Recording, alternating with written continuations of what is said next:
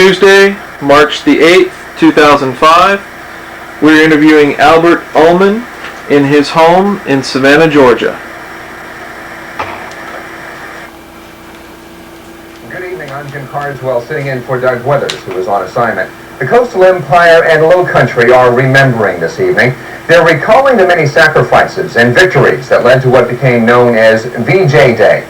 50 years ago today, victory was declared over Japan. In commemoration of that historic event, ceremonies brought young and old together across the region. Doug Weathers joins us from Broughton Street and Bull Street, where he was the master of ceremonies for Savannah's festivities. So, Doug, you could really feel the sense of patriotism in the air. Well, you certainly could, Jim, and I'm standing here right now with Albert Ullman, who took this Japanese flag off of a soldier on the island of Leyte, and this was in 1945. He was one of those that was very glad that the atomic bomb was dropped. It was actually in 1944 on Leyte, where one of the Philippine islands, where he took this flag off of the Japanese soldier, and you can see that it has all the insignias on this flag here. And Beth Youngren has some stories about today's celebration of the 50th anniversary of VJ Day here in downtown Savannah. Recording. Okay, Mr. Ullman, you had something you wanted to introduce to us? Well, to begin with, since I seem to have the distinction of how it happened, that as Carol told me that I would be the first Jewish World War II veteran in the oral history program, and I personally wanted to thank Carol, the Jewish war veteran, and the JEA, the community in general, for this program, because the statistics are that World War II veterans are dying at the rate of 1,800 per day. And it's particularly necessary, since many Jewish veterans served and many died for our country, that this be carried on for the future generations, children and grandchildren. So after 60 years, I was startled when I read in the Savannah Jewish News that, in fact, there was going to be a program interviewing Jewish World War II veterans. Okay, Mr. Ullman, thank you very much for that.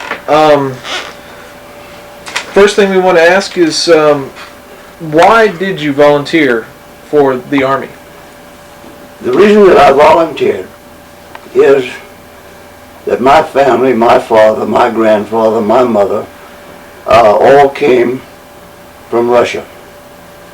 And as such, they were persecuted by being Jewish. My father often told the story that the Jewish young boys in Russia were always running to keep away from the Tsar Cossacks. The story was that they would sweep through a village, take out the young Jewish boys, put them in the Russian army, and if the parents were lucky, and if they were lucky, maybe a couple of years later, they may come home. And when Pearl Harbor happened, I was a student at the Citadel in Charleston, South Carolina. And it was like a traumatic shock to me, naturally, that our country had been attacked.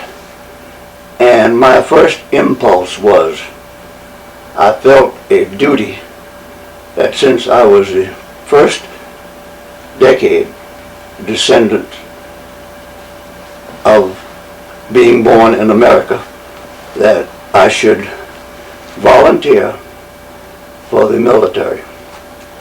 So I volunteered for the paratroops and went to Fort Benning, Georgia, and took my training, and it was a jump school that we had to complete.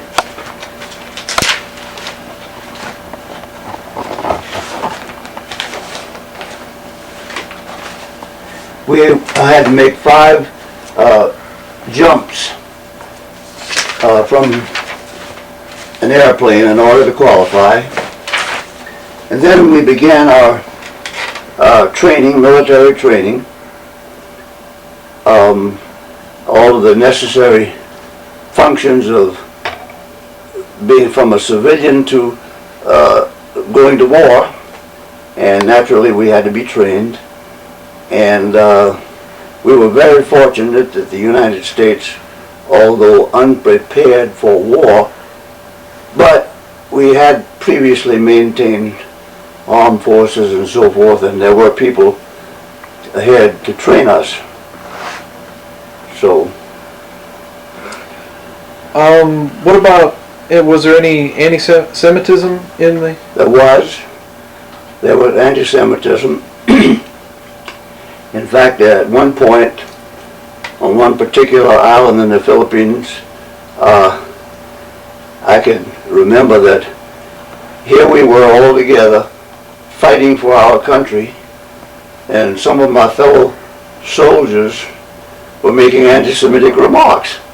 And I'm thinking, what is this all about? But at the outset, of course, we were all there for a purpose, and I couldn't blame them specifically for whatever their upbringing had been, wherever they came from, New York or so forth. There's always been Irish,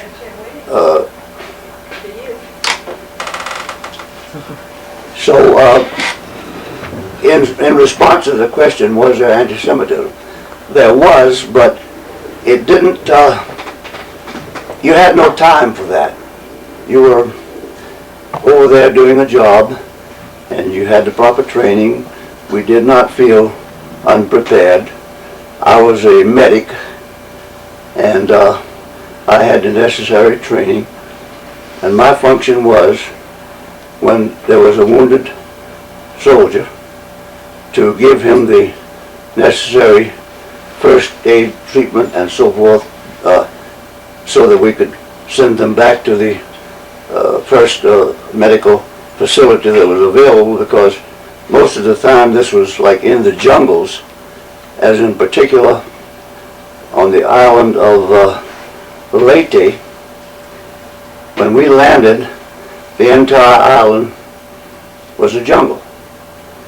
This scattered villages and so forth, and there was one particular mountain right in the center of the island, Mount Mahonag.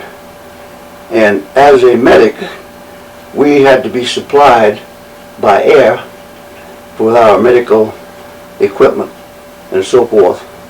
And on that particular island, I meant my unit, we landed on the east coast of the islands, and there's at least 40 miles across to the west coast. And the way that we got there was hacking our way through the jungle. And we would come to a particular place, and there would be some Japanese snipers or whatever, and we would take care of that little business and then proceed on. And of course at night we slept in foxholes, and I can often remember, in fact we'll probably talk about it later, but I have my diary here. I actually kept a diary, and I have it written down here that on certain nights when we were attacked by the Japanese and so forth, what was necessary to do. But in one particular passage, and in fact I was also written up in a book. The title of the book is Crisis in the Pacific by Gerald Astor. And in one passage in the book,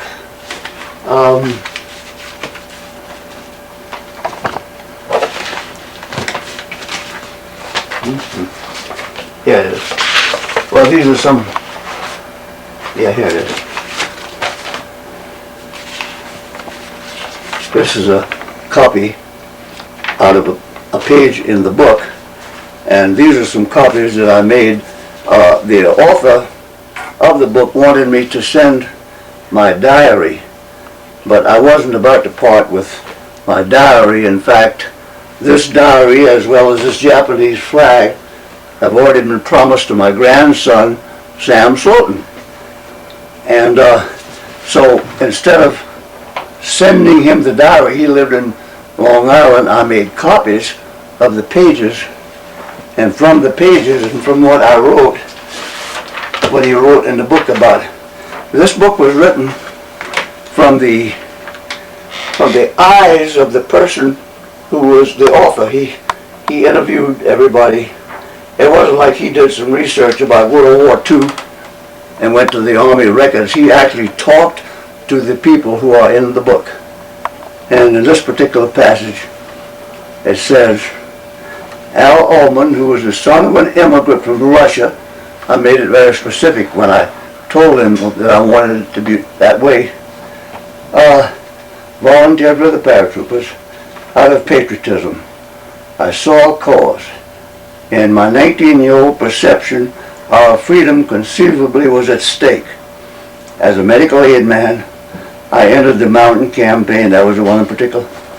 And my diary speaks of the 3 miserable weeks eating K rations, which you've never eaten a K ration. I'll explain that later. And living from day to day. 3 times the Japs pulled bonsais. That was an attack. And we repelled their advances, but each time it cost us blood. To see the fanatical yellow, and I'm not going to quote the word, trying desperately to climb up into our area, screaming and tossing grenades right and left, is a sight not to be forgotten. I prayed plenty. I also noted that the medics on the island of Leyte soon learned to discard their Red Cross insignia and instead carry a weapon. The enemy did not grant dispensations to medical personnel.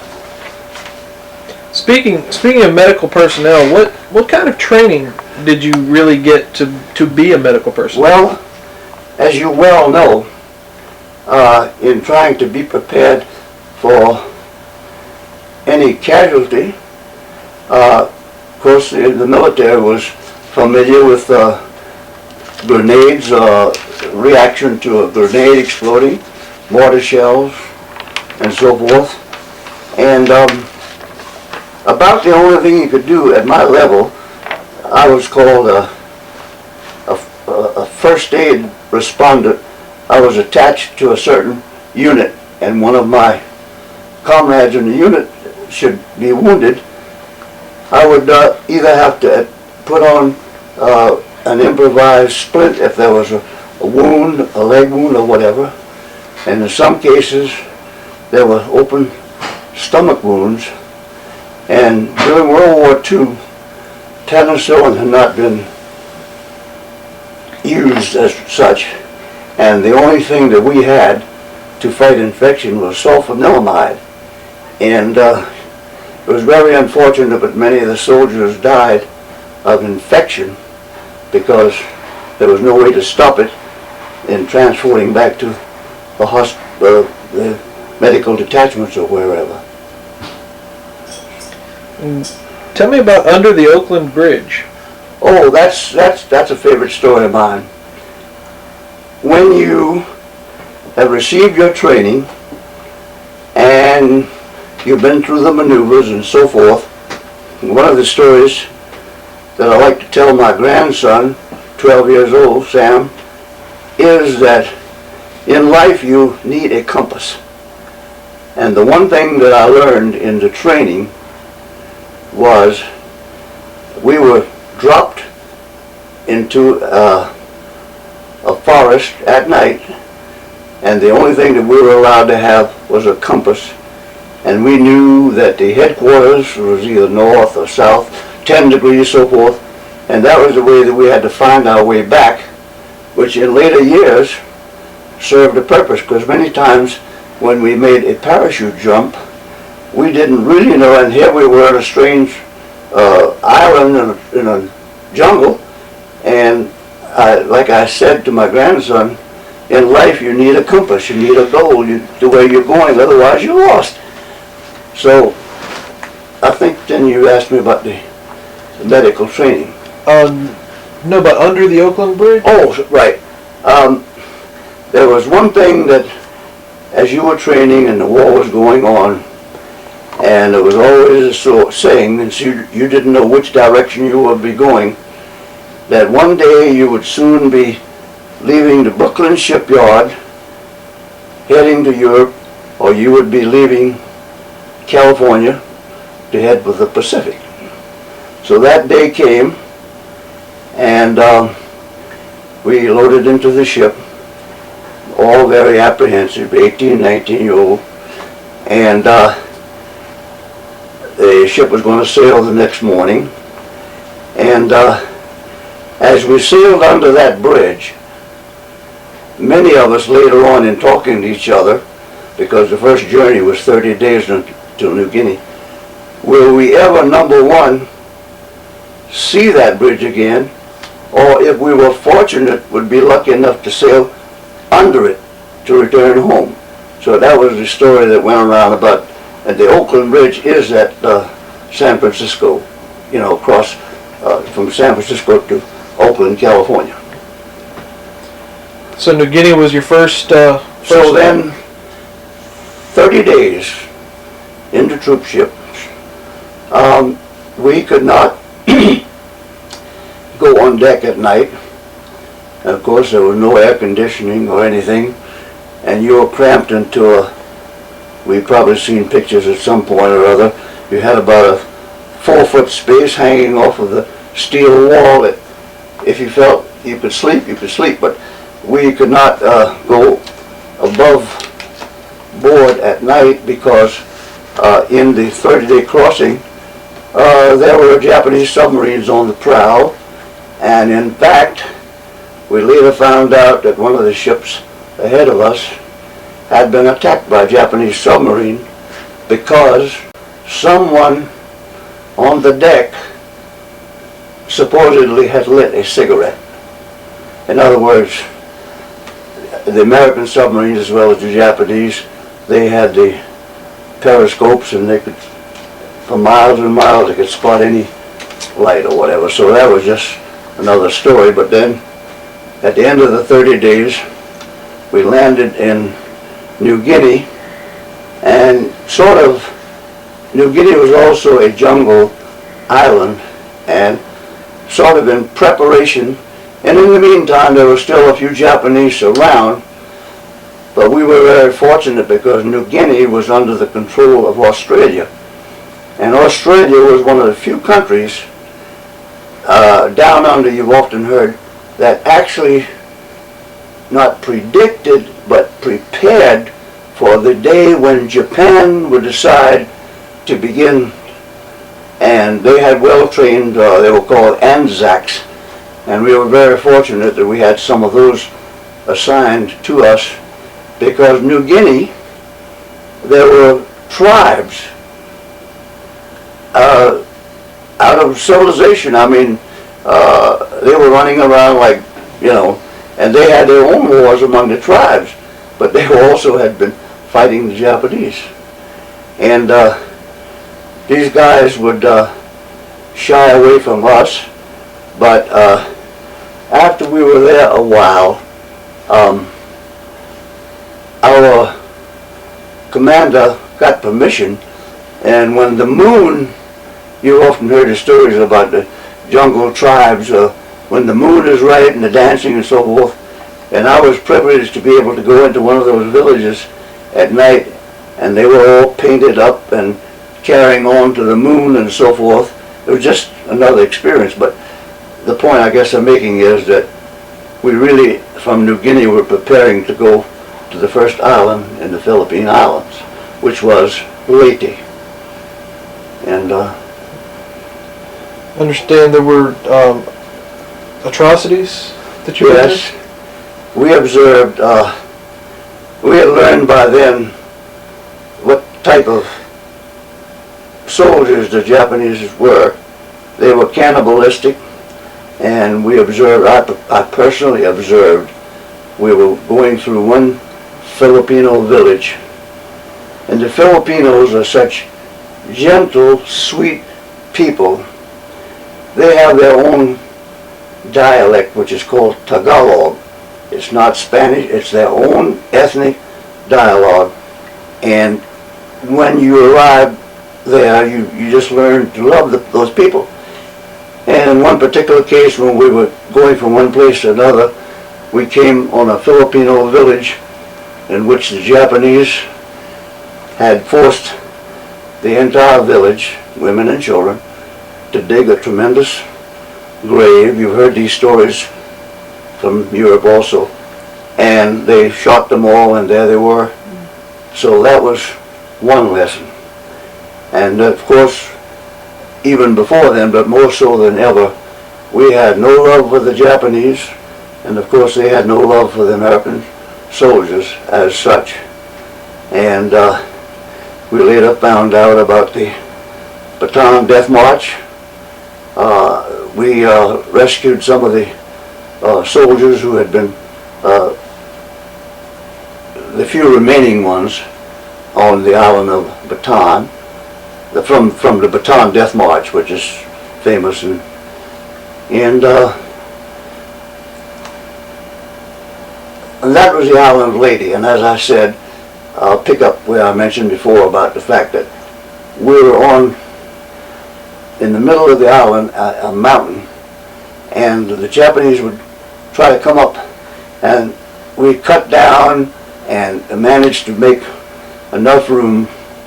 The Army at that time had this small plane. It was a little like a liaison plane, and you equipped it with like a litter, and they were able to, this is in the middle of the jungle on the island, land there, and we could evacuate the casualties back to the coast where the hospital ships were and so forth. So then we continued on to the other side of the island, which was Ullman, and that was a famous battle in Pacific World War II history, the Battle of Ullman, in which maybe the tide was turning a little bit as far as we were beginning to win one. What I'm saying is, up until that point, they were sinking all of our ships, so we sort of were getting even there. So from there, you have something here about Rabbi Capital? yeah, okay. I wanted to bring out, being Jewish, how very important it was to me and to my parents that throughout all that, and as dangerous as it was, there were rabbis who were chaplains. And I have a letter written from Chaplain David J. Melser, who was Rabbi Melser, in which he had rounded up, and of course everyone is familiar perhaps, that you need 10 Jews to hold a prayer. So we would round up, and this chaplain, even in some of the worst times, managed several times for us to have a service. So I saved the letter because I'm sure that when my mother and father got it, it reads that I'm happy to opportunity about your son. I had a pleasure meeting at a religious service. I found him very pleasant, performing his duties in the Army in the best of spirits. He is hale and hearty and a source of pride to both our country and our faith. He emphasized faith. As his Jewish chaplain, I shall do all in my power to help him in every way possible. Please do not hesitate to call on me for any aid I may be able to render to you or yours. I have tried several times to give this letter to the Jewish war veterans in Washington. I have copies of letters that I wrote. Nobody seems to want it, but that's an artifact, you know.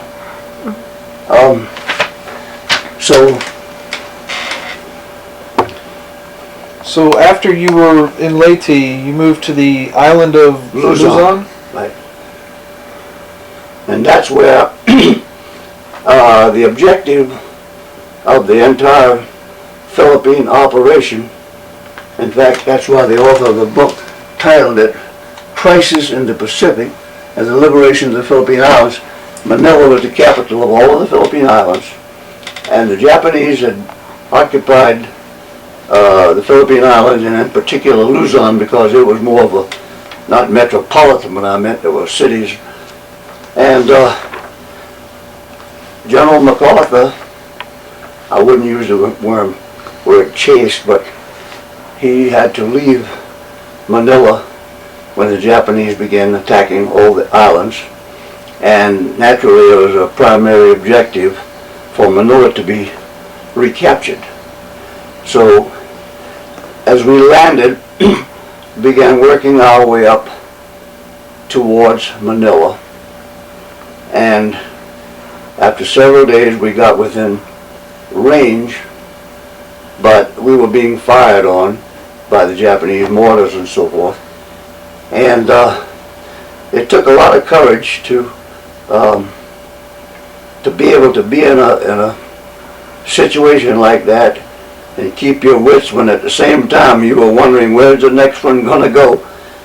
But I feel very fortunate that I was not ever wounded. I did have malaria. I contracted tropical malaria, and I used to run to very high temperatures, but there were other things to do, so you didn't worry about it. But after several weeks, we were able to capture Manila from the Japanese, and it was more or less bombed out, as you've seen war pictures before, but there were still inhabitants living in Manila.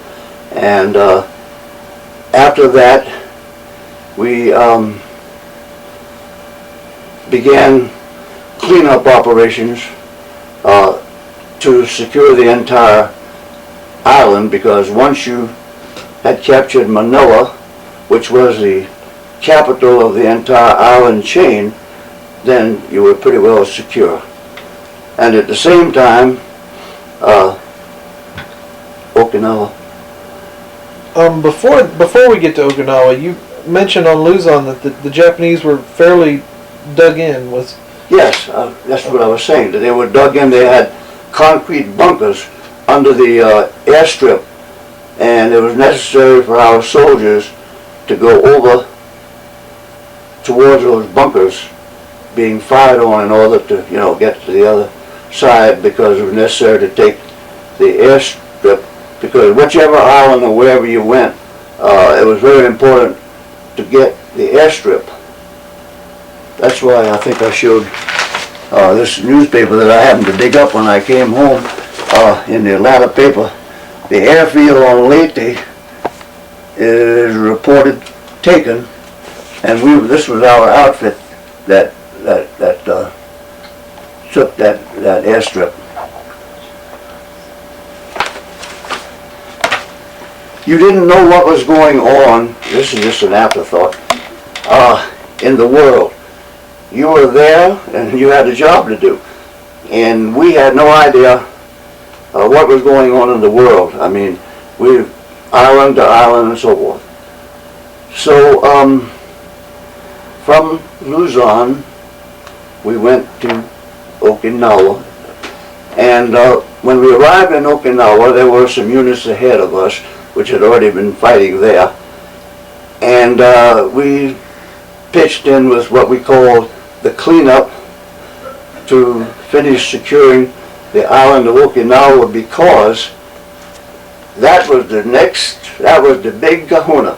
600 miles north was Japan. So we had to be pretty secure there. We had the strategic maps that we were already studying, because at that particular point the army was going to invade Japan. It was necessary, it felt, to completely occupy Japan to make the entire world safe.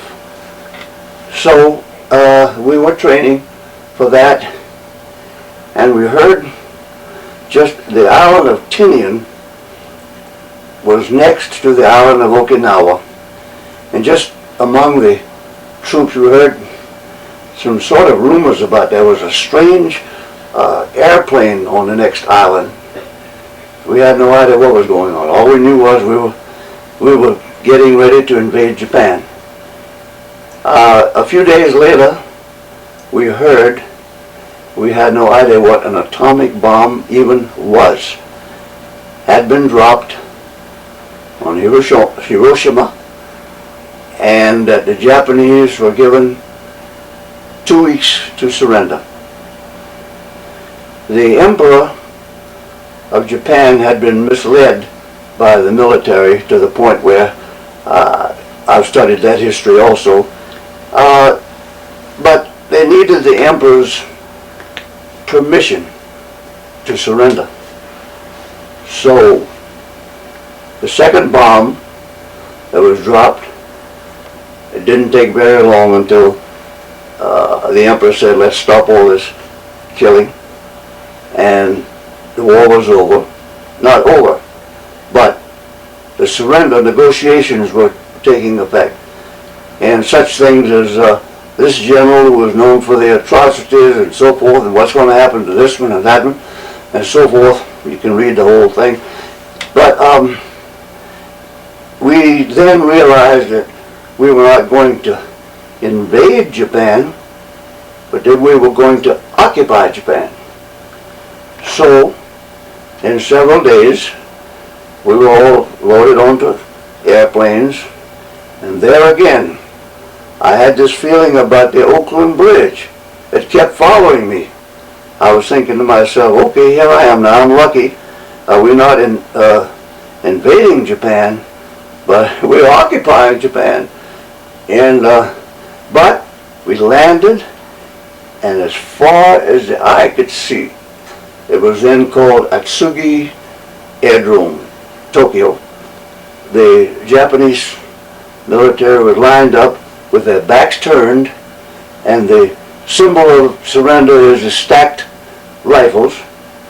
And General MacArthur issued the order that we should all go as near as possible because of the radiation to see Hiroshima, so that for future generations we could tell the horrors of war.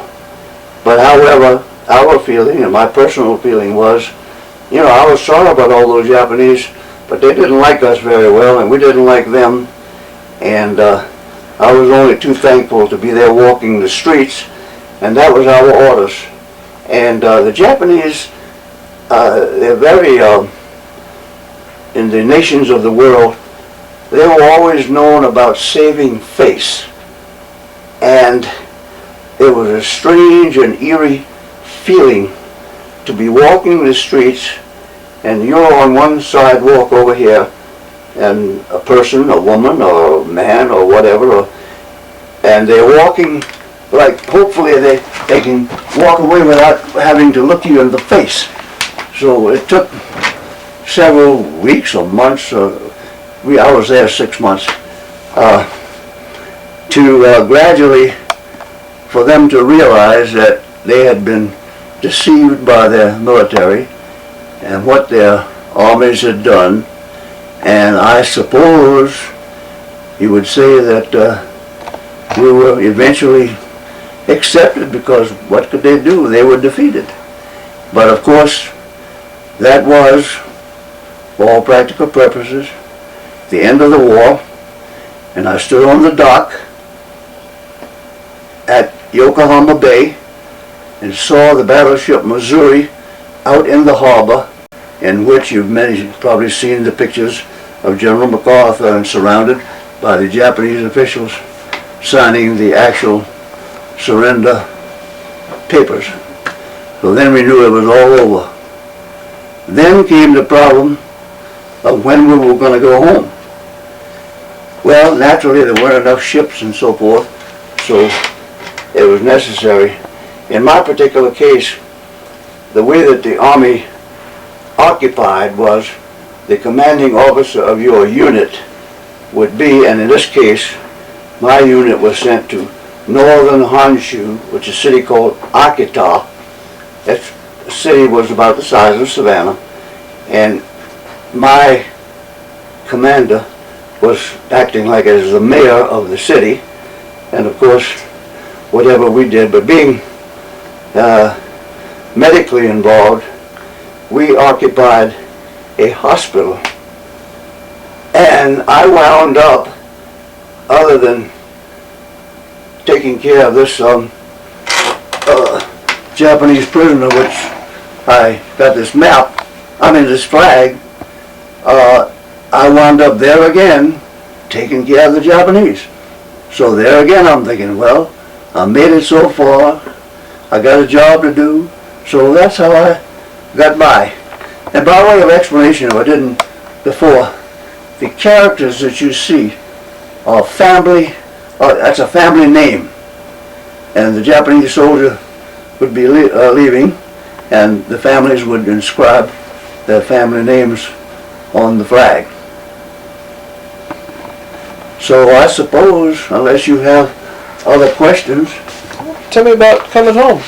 Oh, okay, well, here we go again with the Ullman Bridge. I always had that in the back of my mind. So, finally, there was a ship available, and we were allowed to come home, and there again, another 30 days. But when we sailed back under that bridge, I got down on the steel plank and kissed it as if it were Mother Earth. I was so happy.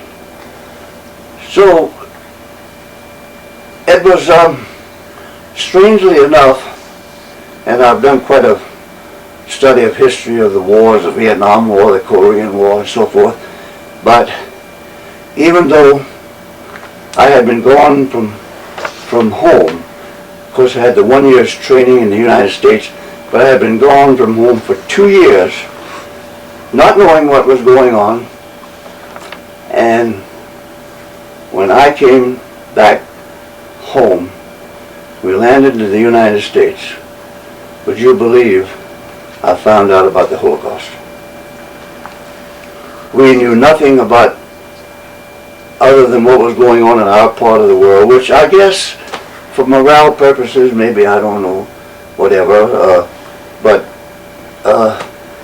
so I became very interested, and throughout the years I would go to the library, and they had the microfiches of the various newspapers, and go back to the New York Times. I actually went back for the 2 years that I had been gone to bring myself up to date. I felt like I was coming out of another world, which I was, and I wanted to know what was going on because I had to prepare myself, adapt myself, and of course, just coming home in itself was a wonderful experience. Did you have any other? Kind of curious, how hard was it for you to keep time and remember Jewish holidays? Well, we sort of knew, but you weren't in any place where you could go to a synagogue or whatever, but every once in a while, as in this particular case, we would hear that there was a chaplain on another island, and there was sort of like a lull, and I did, whenever I could, possibly, attend Jewish services. I felt, although I was raised in country towns around Savannah, but my family was always very religious, and I felt like that, and incidentally, these were my dog tags, speaking of religion, and the dog tag is stamped with an H, Hebrew, so that unfortunately if you were killed or whatever, they knew. So those are my dog tags.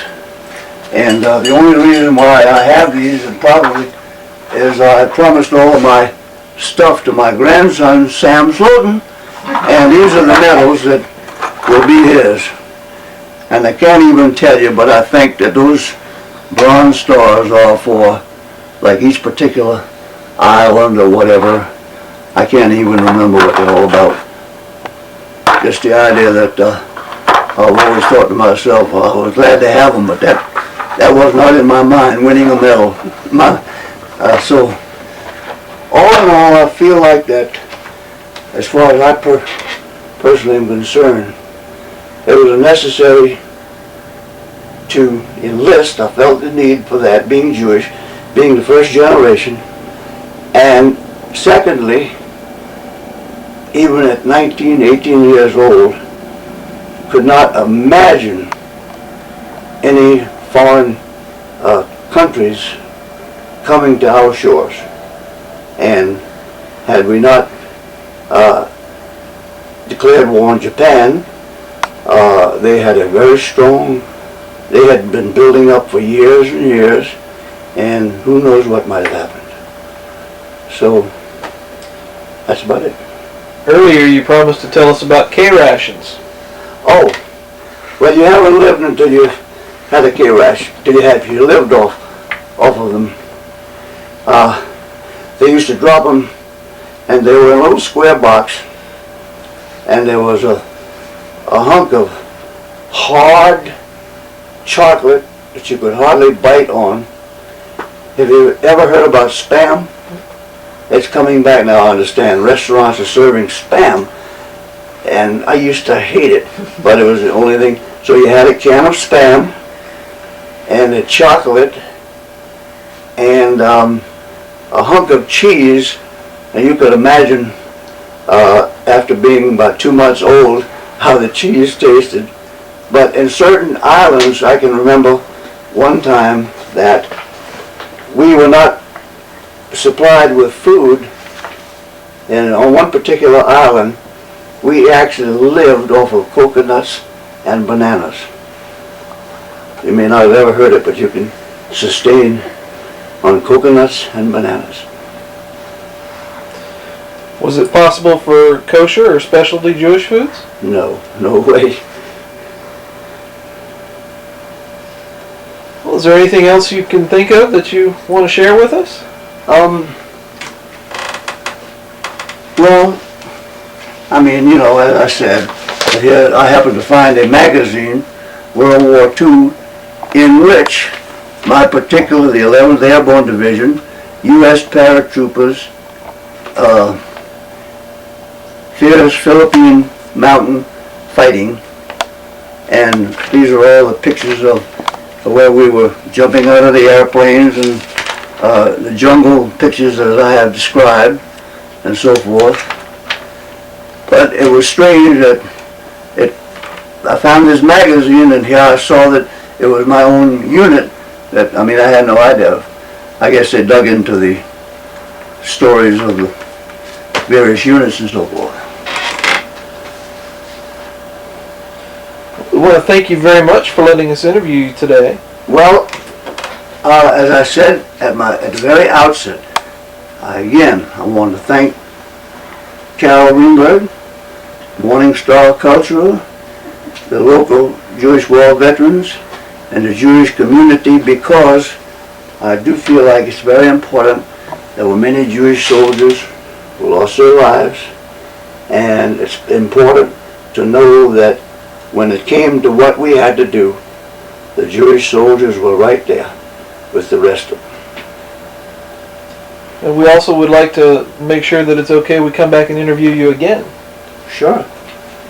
Thank you very much. Okay.